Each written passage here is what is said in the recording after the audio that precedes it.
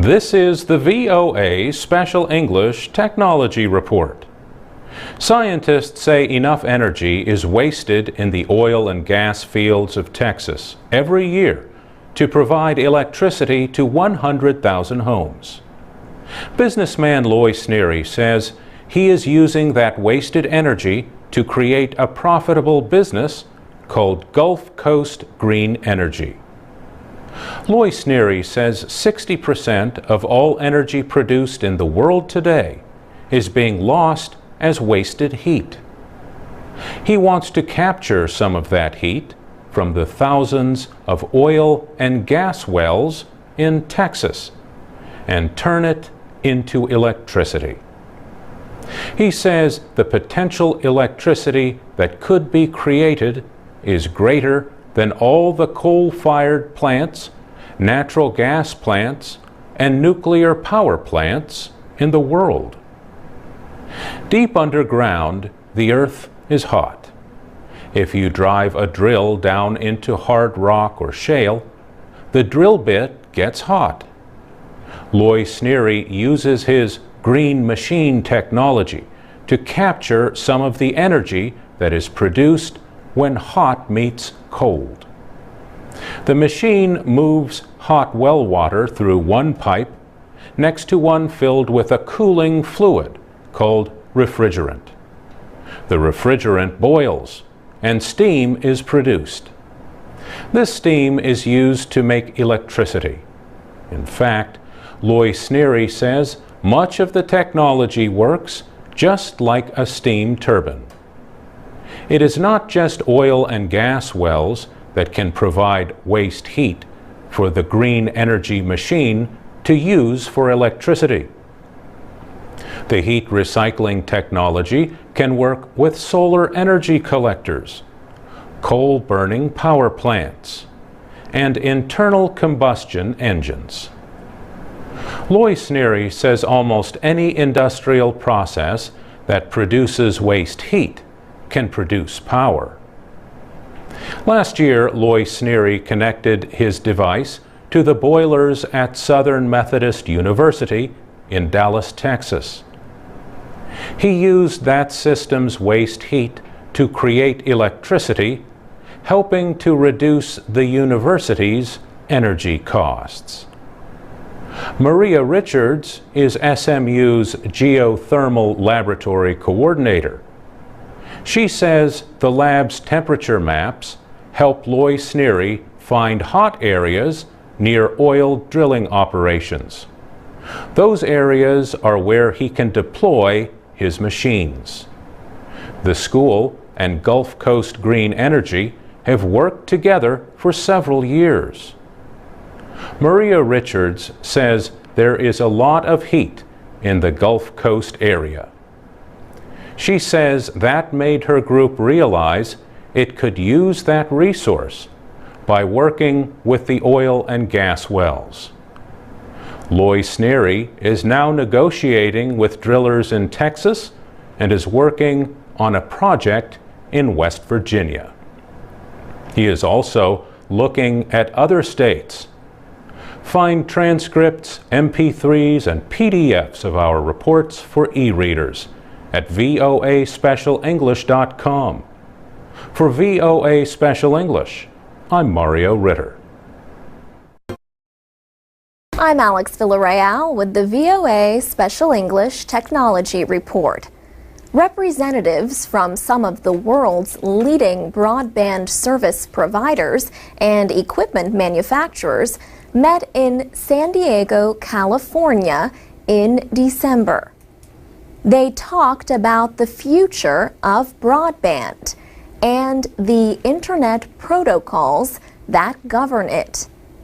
Broadband is a high data rate connection to the Internet. A group called Broadband Forum organized the meeting. It was the group's fourth meeting in 2010. The Broadband Forum has almost 200 members from around the world. They work to develop broadband network standards across the industry. Lori Adams Gonzalez is the marketing director for Broadband Forum. She says the group has been helping service providers move to the newest Internet protocol, known as IPv6. Mrs. Gonzalez says the current version of the Internet, known as IPv4, could soon run out of space. Broadband is one of the fastest growing areas of the telecommunications industry. A report from the Broadband Forum says the number of broadband subscribers reached 498 million worldwide in June.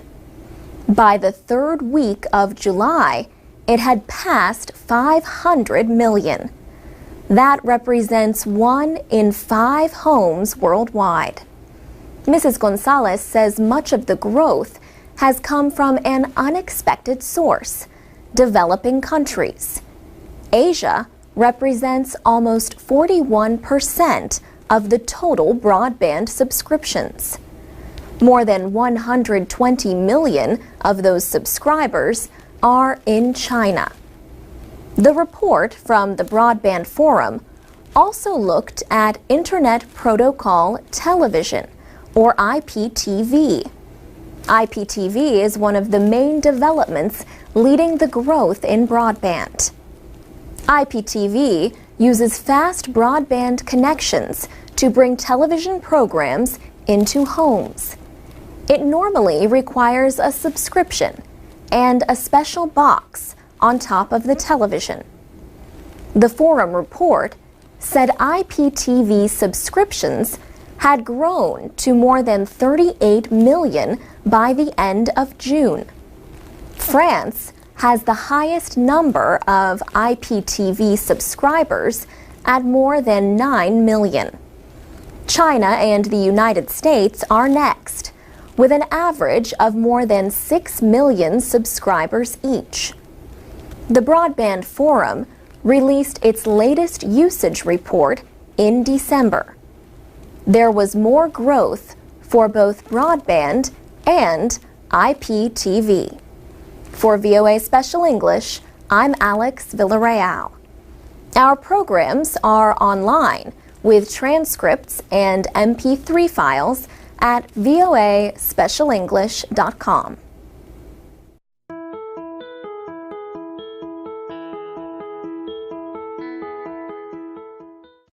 From VOA Learning English, this is the Technology Report. For years, many Western companies have sent important business services to India, where they can be done at a lower cost. This is called outsourcing, and it has brought jobs to India. Other countries have seen economic gains from outsourcing and are seeking to copy the Indian model. For example, officials in Uganda have opened an outsourcing center to train people in internet technology. Their aim is to create jobs for Ugandans. 26-year-old Flavia Alatisa studied information technology in school. Today, she is happy to have a job, but does not perform high-level IT work. She says many of her former classmates have been unemployed for years. Flavia Alatisa works for a company called TechnoBrain. It offers business process outsourcing, or BPO, to foreign companies. The Ugandan government hopes more companies like TechnoBrain will begin operating in the country. Uganda supports its small but growing BPO industry by giving free office space and internet service in Kampala. The government has trained hundreds of people in the skills that BPO companies need and plans to train thousands more. Many people in East Africa speak English. The area is also in the same time zone as Europe. Rogers Karebi leads the Uganda BPO Association. He says labor costs in other countries are growing. A number of companies, he says, are now looking for lower cost choices for outsourcing. There are some big differences between Uganda and India, however.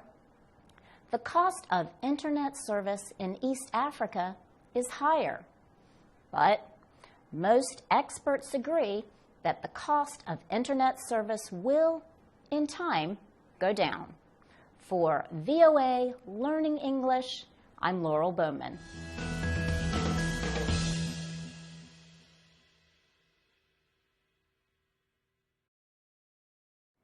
From VOA Learning English, this is the Technology Report. Movies are all about appearances. Movie fans know that the action hero in the film Superman does not really fly. But in the movie Superman Returns, another visual trick is used. The man they see flying is not a real person. He is what is called a virtual actor. The first step in creating a digital actor is to have a real person stand in a room called a light stage. A computer records the shape of the actor's face. Computer scientist Paul Debevec is with the Institute for Creative Technologies at the University of Southern California. He says special lighting and 7 different cameras are used to create the digital image. Mr. Debevec is part of a team working to create computerized images of people, objects, and environments that look and act real. The light stage permits actors to be turned into digital versions of themselves. Similar technology could appear soon. Computer experts at the Institute are developing a 3-dimension video teleconferencing system. They hope to send a 3D video image of a person to a meeting room.